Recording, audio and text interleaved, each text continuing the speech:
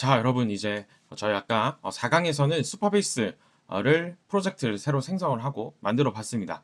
이제 이 수퍼베이스와 우리 여기 사용하고 있는 안티그래비티랑 연결하는 작업을 좀 진행을 해야 돼요. 그래서 수퍼베이스에서 여러 정보들을 좀 들고 와서 이 수퍼베이스와 안티그래비티랑 연결하는 작업을 한번 해보도록 하겠습니다. 일단은 수퍼베이스에서 정보를 몇 개 들고 와 볼게요. 다시 우리 수퍼베이스 서비스 들어가시면 되고요. 검색해서 수퍼베이스 들어오시면 이런 화면이 뜨시거나 아니면 검색 바로 해보시죠. 수퍼베이스 이런 화면을 보시게 될 것 같고요. 그다음 우측 상단에 대시보드 들어가 줍니다.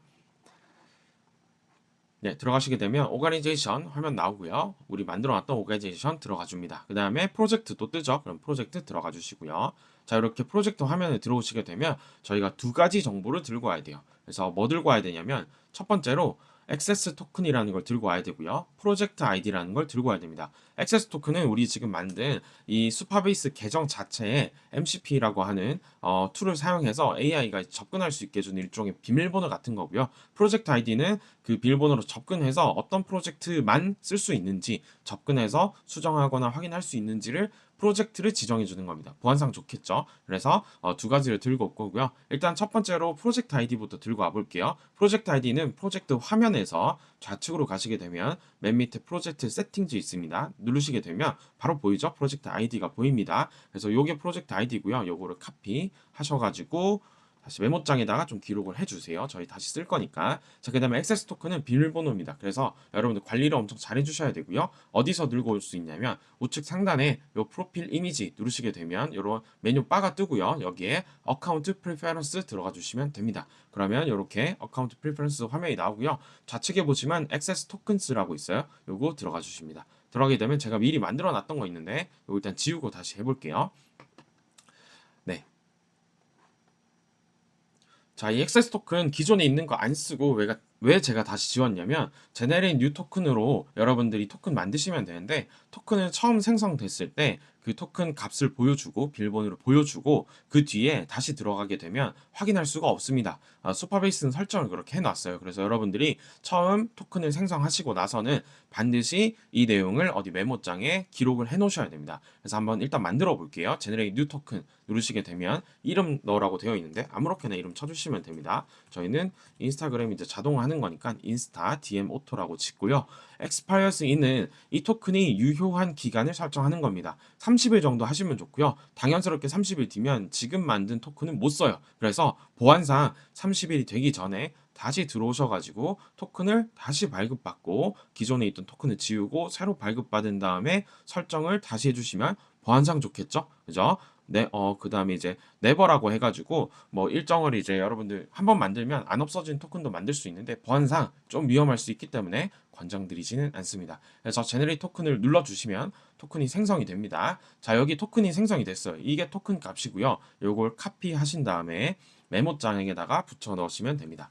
자, 그 다음에 이제 저장하면 메모에 이제 저장이 되겠죠. 그래서 보관하시면 되고요. 요 토큰 값은 이 페이지를 나가시게 되면 다시 확인을 할 수가 없습니다. 그래서 혹시라도 토큰 값을 저장하지 않고 이 사이트를 끄거나 아니면 이렇게 X 눌러서 꺼버리시거나 하시게 되면 이 토큰 값은 다시 쓸 수가 없기 때문에 이 토큰 만드신 거를 삭제를 하시고 다시 만드셔야 됩니다. 아시겠죠? 그래서 이렇게 X에서 끄고요. 저도 이 강의가 끝나게 되면 이 토큰 값은 변경할 겁니다. 아시겠죠? 그래서 여러분들이 토큰 쓴다고 해서 되는 거 아니니까 네, 여러분 토큰 만드셔서 어차피 공짜니까 쓰시면 되고요. 자, 이 토큰이랑 프로젝트 아이디를 가지고 우리 MCP 설정을 하러 한번 가보도록 하겠습니다. 자, 이제는 우리 아까 작업하던 안티그래비티로 가보겠습니다. 자, 안티그래비티 가보면 MCP는 어떻게 설정을 하냐? 여러분들 우측 상단에 보이시는 점점점 있죠? 요거 누르시고요. 그러면 MCP 서버스라고 하는 게 보입니다. 그럼 이걸 누르면 이렇게 뭐 검색할 수 있는 게 떠요. 여기에 수퍼베이스라고 검색합니다. 그러면 수퍼베이스 선택할 수 있는 게 뜨고요. 이걸 누르게 되면 이렇게 인스톨 버튼이 있어요. 그래서 인스톨을 해줍니다. 먼저 인스톨 하면서 수퍼베이스 액세스 토큰 넣으라고 되어 있죠. 여기에 우리 아까 만들었던 액세스 토큰을 넣어줍니다. 복사해서 그대로 넣어주고요. 그러면 연결이 됩니다. 연결되면서 설치까지 같이 돼요.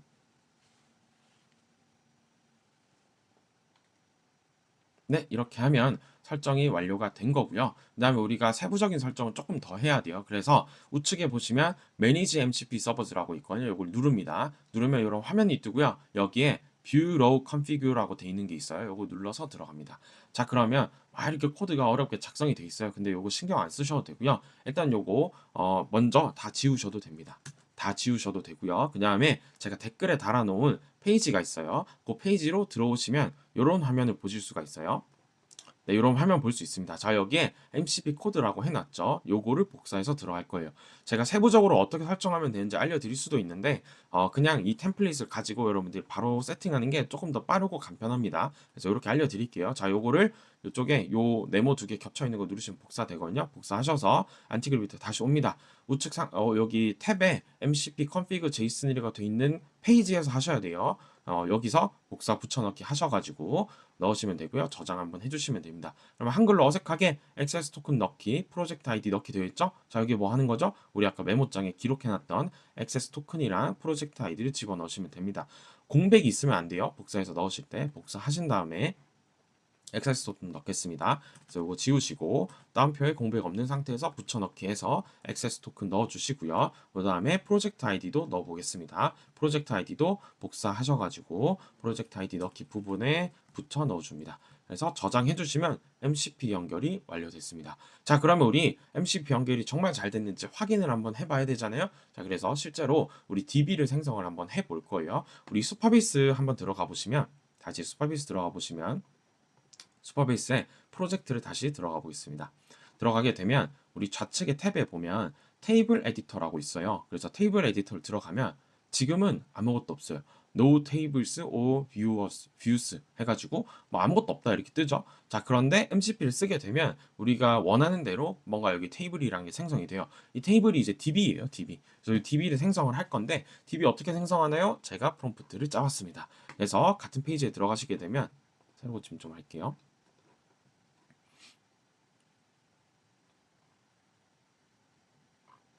들어가시게 되면 이렇게 잠시만요. 예전 프롬프트가 들어가 있어가지고 네, 그래서 요 프롬프트를 복사하셔가지고 요 안티그래비티로 오셔서 네, back to agent 누르면 에이전트 요 채팅하는 창으로 다시 넘어옵니다. fast로 꼭 두셔야 되고요. 클로우드 소넷 4.6 쓰셔도 되고 다른 모델 쓰셔도 돼요. 이렇게 누르신 다음에 붙여넣기 하시고 중요한 게 지금 골뱅이 돼 있는 것들 있죠. 하나, 둘, 그다음에 셋, 넷, 그다음에 다섯, 여섯 개 골뱅이 돼 있는 것들을 전부 태그로 바꿔주셔야 돼요. 어떻게 바꾸냐면 골뱅이 돼 있는 이 알파벳 요 영어 끝에 커서를 이렇게 딱 딸깍 마우스를 하면 이렇게 뭐가 위에 뜹니다. 그러면 요거랑 같은 이름으로 pid.md라고 돼 있죠. 누르시면 이렇게 태그로 변해요. 그 다음에 이제 schema.sql도 끝에 두면 schema.sql 생기죠. 넣고요. 그 다음에 또 이제 erd.md도 끝에 두면 erd.md가 생깁니다. 눌러서 바꿔주시고요. ia.md도 눌러서 바꿔줍니다. 자, 그 다음에 seed data SQL도 눌러서 바꿔주고요. 그 다음에 seed data SQL 여기 있는 것도 또 바꿔서 넣어줍니다.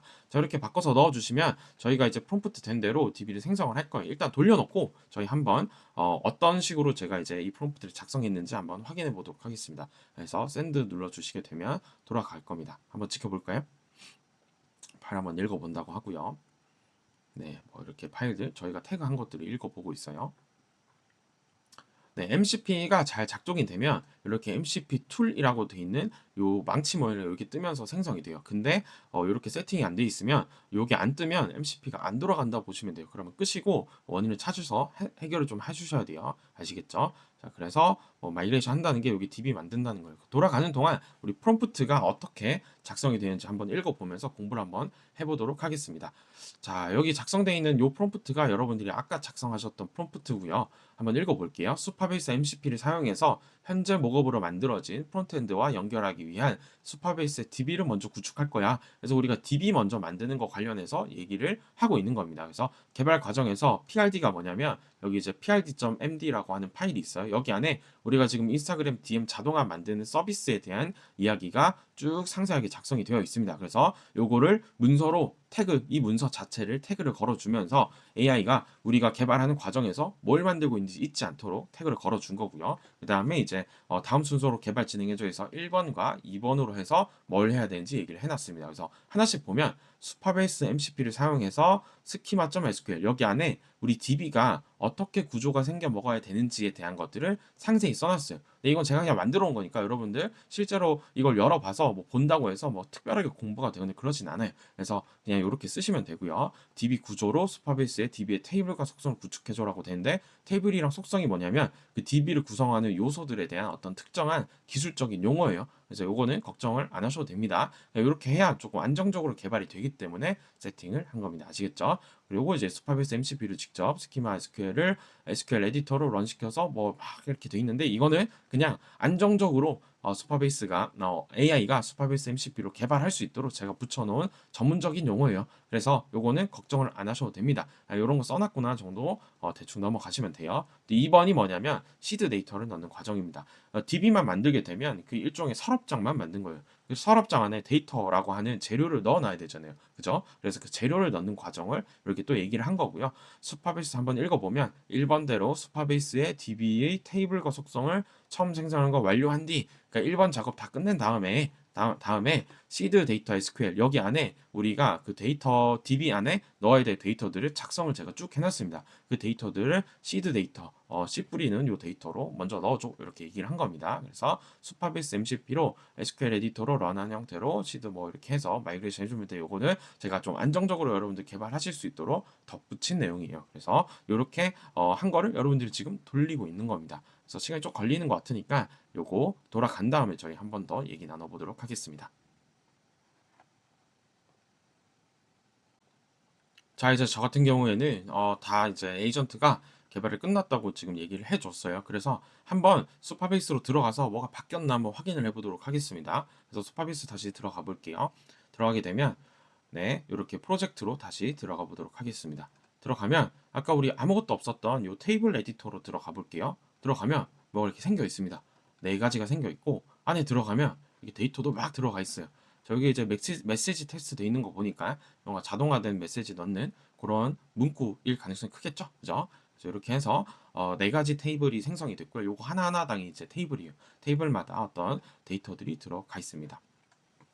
그래서 뭐 여기 안에 실제로 뭐가 어떻게 돼 있는지는 여러분들이 지금은 모르셔도 돼요. 왜냐면 제가 이제 구축해 놓은 시스템대로 이제 개발을 여러분들 한번 경험해 보시는 거기 때문에 요거 그대로 따라 하셔가지고 이렇게 네 가지가 생성돼 있으면 여러분들 잘한 거면 돼요. 이름도 똑같아야 돼요. 일단 저랑은. 그리고 여기에 unrestricted라고 되어 있는데 요게 보안상 약간 문제가 있다라는 에러 표식이네요. 근데 저희가 이걸 개인적으로 쓸 겁니다. 개인적으로 쓸 거기 때문에 요거를 설정을 안 할 거예요.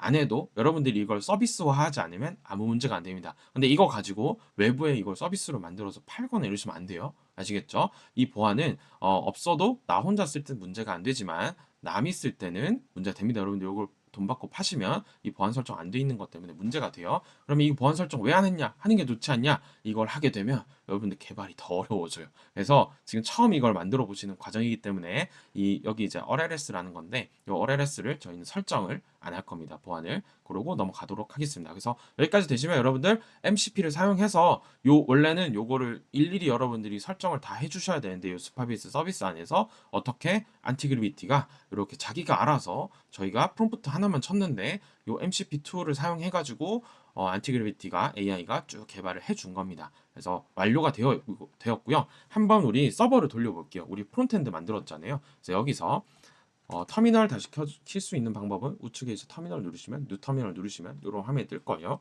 그래서 여기서 npm run dev라고 한번 쳐볼게요. 우리 처음에 프론트엔드 만들었을 때는 안에 데이터가 없었어요, 여러분.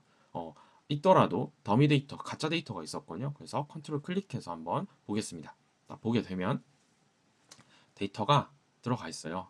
그래서 뭐가 들어가 있습니다. 여기에 다 이제 시드 데이터로 일단 임의로 넣어 놓은 거예요. 그래서 규칙들도 제가 예시로 여러분들 수정해서 바로바로 쓰실 수 있는 거 세팅해 놨고요. 들어가시게 되면 이렇게 여러분들 수정해서 쓸 수 있는 것들이 세팅이 됩니다. 요거 이제 여러분들 변경해서 그냥 쓰시면 돼요. 아시겠죠?